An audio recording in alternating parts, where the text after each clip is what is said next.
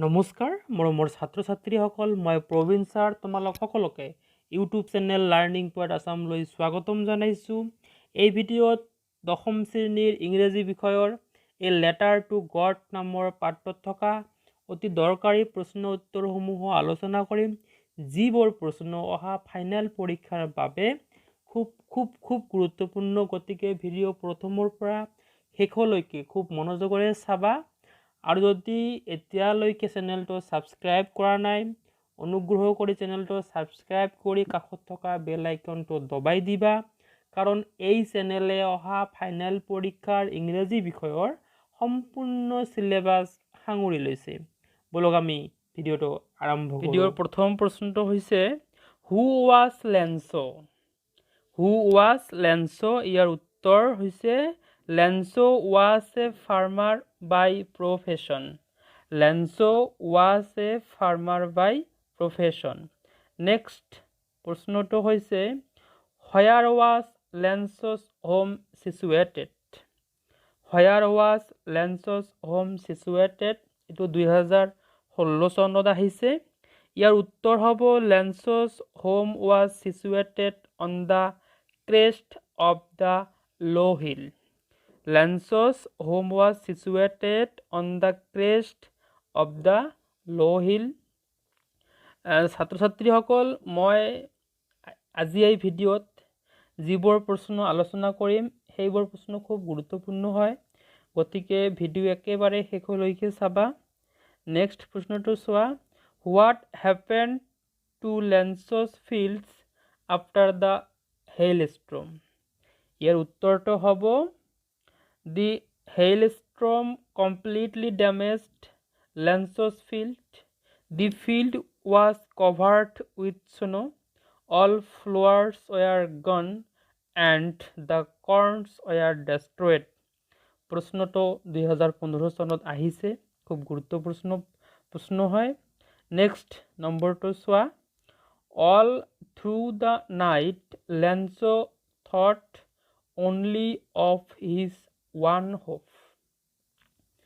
What was Lenço's only one hope? এইটো 2017 আহিছে। আৰু এটা আহিছে, what was the one hope of Lenço? এইটো 2020 চনত আহিছে। প্ৰশ্ন দুটা বেলেগ বেলেগকৈ আহিছে, কিন্তু উত্তৰ এটাই। এইটো হৈছে যে Lenço's only one hope was help from God. Help from God. Next প্ৰশ্নটো চোৱা, the only thing the earth needed. What did the only thing the earth needed? এটা 2019 চনত আহিছে, খুব ইম্পৰ্টেণ্ট 1 মাৰ্কছৰ বাবে। ইয়াৰ উত্তৰটো হ'ব the only thing the earth needed was a downpour or at least a shower. Next প্ৰশ্নটো চোৱা, what type of a man was the postmaster? এইটোও কিন্তু 2019 চনত আহিছে, খুব গুৰুত্বপূৰ্ণ প্ৰশ্ন হয়। ইয়াৰ উত্তৰ হ'ব the postmaster was an amiable and kind-hearted man. Next প্ৰশ্নটো চোৱা, who or what did Lenço have faith in? What did he do? দুটা প্ৰশ্ন আছে ইয়াত।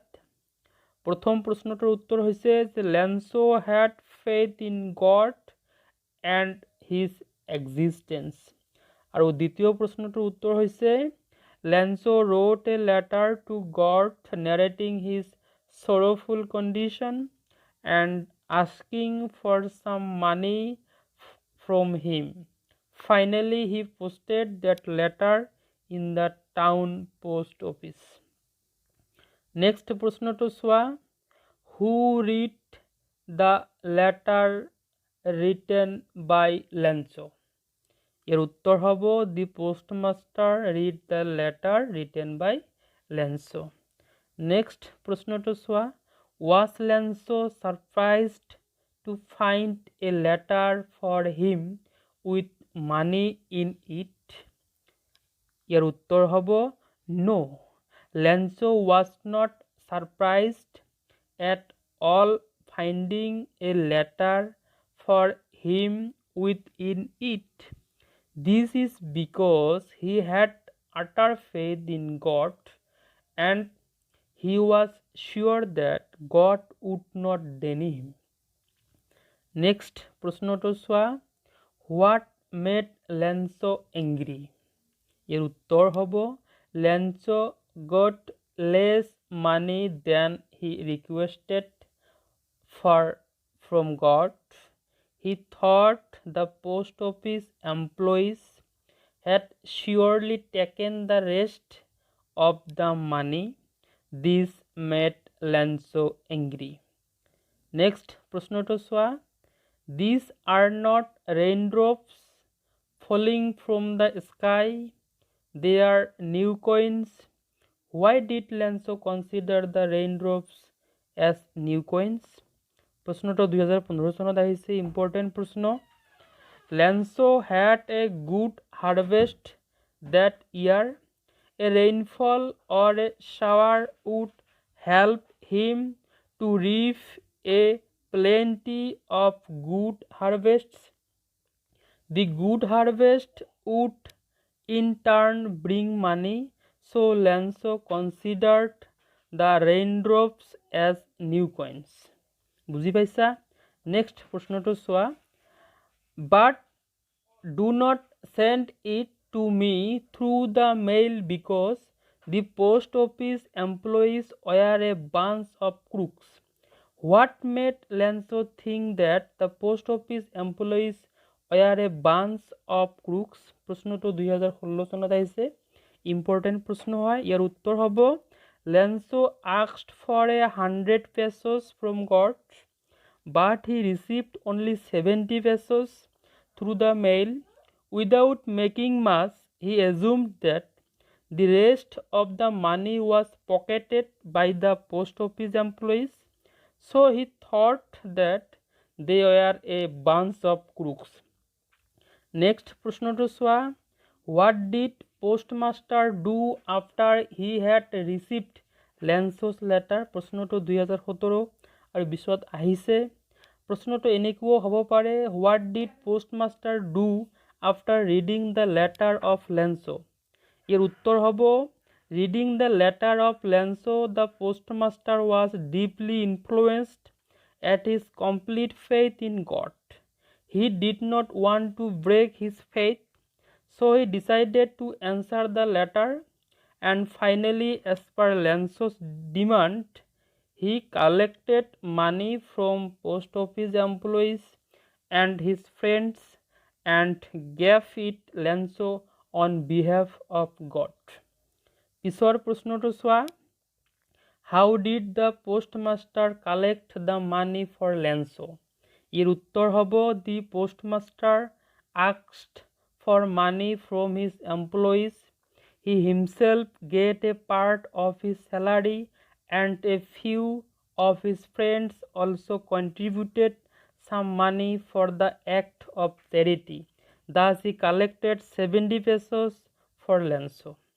পিছৰ প্ৰশ্নটো চোৱা, what did Lanzo do throughout the morning? What did he see in the northeast? এইটো 2018 চনত আহিছে, খুব ইম্পৰ্টেণ্ট প্ৰশ্ন হয়। ইয়াৰ উত্তৰ হ'ব throughout the morning Lanzo was looking at the sky towards northeast in the hope of rain. আৰু পিছৰ প্ৰশ্নটোৰ উত্তৰ হৈছে he saw huge mountains of clouds in the northeast. Next প্রশ্নটো চোৱা, Lanzo's soul was filled with sadness. Why? প্ৰশ্নটো 2018 চনত আহিছে, খুব গুৰুত্বপূৰ্ণ প্ৰশ্ন। ইয়াৰ উত্তৰটো হৈছে Lanzo's soul was filled with sadness because the hailstorm completely damaged Lanzo's field. All the flowers were gone and the corns were destroyed. Next প্রশ্নটো চোৱা, what did Lanzo write in his letter? What did Lanzo write in his letter? প্রশ্নটো 2019 চনত আহিছে, খুব গুৰুত্বপূৰ্ণ প্ৰশ্ন। ইয়াৰ উত্তৰটো হৈছে লেঞ্চছ field was completely damaged by the hailstorm. He thought he and his family would go hungry that year, but he had faith in God. So he wrote a letter to God asking for 100 pesos so as to sow his field again. পিছৰ প্ৰশ্নটো চোৱা,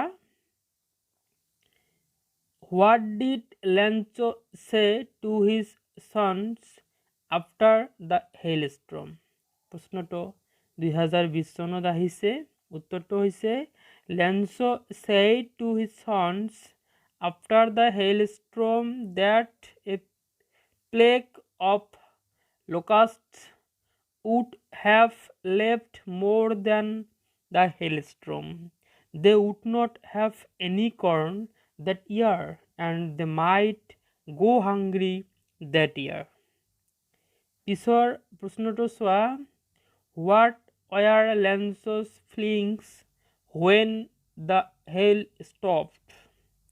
ইয়াৰ উত্তৰটো হৈছে after the destruction caused by the hailstorm, Lencho was very sad. He saw a dark future ahead with no food for the coming year. He felt very helpless at the time. পিছৰ প্ৰশ্নটো চোৱা, how did the rain change? What happened to Lencho's fields?